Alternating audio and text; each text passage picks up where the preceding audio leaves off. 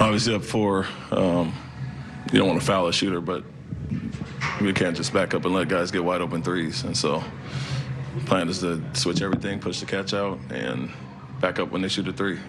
So there's no 4-point play, but doesn't mean let them catch and get a wide open shot. And then the last one, obviously, you have time to take it out. We got a timeout left in case we get in trouble. You can use your timeout, run the baseline. You know, everybody seemed to stand around instead of moving for the ball, and poor pass. What defensively, what was the struggle tonight? I know that you were frustrated with the defense the last few games. I mean, more of the same, lack of physicality, toughness, all those things. And so we didn't really deserve to win the game, and basketball gods got us at the end. I apologize if you've already been asked, but just before those last few possessions, what do you think of the overall defensive effort compared to last week? Before the last few possessions, felt like we showed up for a half tonight, or half of a quarter. And that was that fourth quarter when we made a run there and got the lead, and then obviously gave it up with the last sequence. But, when you play only half of one quarter, you don't really deserve to win anyway. What led to the missed coverages on the last two threes that they hit? Yeah, we let them catch and get a shot off too easy. We want to switch everything, push the catches out, and back up when they take the shot, because we don't want a 4-point play, obviously, but that doesn't mean let the guy just shoot an open shot and don't contest it at all, or be in the vicinity. And then obviously the turnover at the end, we got a timeout. You got to run the baseline. Guys got to get open and not just stand in one spot. And then we got to use that timeout if you don't like anything. But poor pass there. Coach, Alperen tonight, I feel like he was playing like Shaquille O'Neal because of his missing free throws. If I am not mistaken, he lost 6. Do you think he should practice more free throw for the future games? No, I mean, we all practice a lot of free throws, and so it's not on that. We played three and a half quarters of uninspired basketball as a team in general, and played the final 5-6 minutes well, and so that's not on him. Obviously, you make free throws, you extend the lead, but we had a 4-point lead with a few seconds left, so we should have won that regardless. Also, when he get the technical, you're nervous, you might get the second one? No.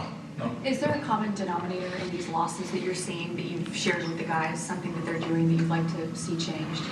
Yeah, I mean, looks like confidence is gone and aggressiveness is gone. The things that obviously we had some big wins last week, and it's night and day from then. So got to get back to that. And just because a player or two is missing doesn't mean that we fall off a cliff. And like I said last night, it feels like we're out of sorts due to a few guys being out, but that's where we always talked about our depth coming into play and guys stepping up. And we've never been relying on one person, so can't look a certain way just because one or two are out.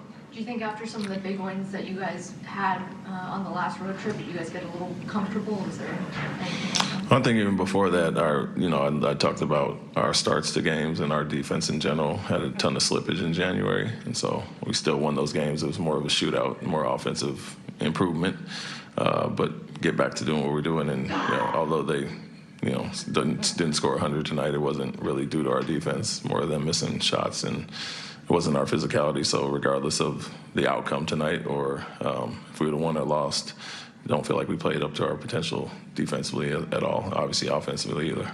How good was to get those contributions from Reed Shepherd tonight? Yeah, we needed it from whoever could provide a spark. And when we looked dead and lifeless at times, it's good for Reed and Cam and some of the bench guys to come in and infuse us with that. Just got to get it from more of the group in general. Talk about this time of year, guys being banged up, tired, and playing through things, and you can tell a little bit of that. But while you're out there, you have to do with what you have and take advantage of opportunities, and it's good to see Reed do that. Coach, I noticed that you weren't in your usual spot as far as on the sideline is concerned. Where you sitting on the bench a lot, where you're just trying to get another view or angle of the game. No reason. No, we know what we got to do against this team. We just played them and got to go out and execute.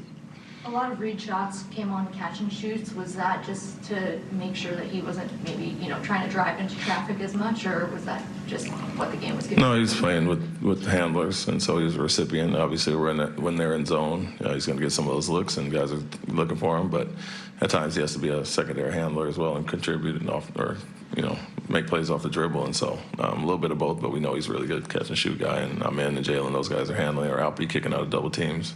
He's going to be a recipient of some of those. Thanks, Coach. Thank you.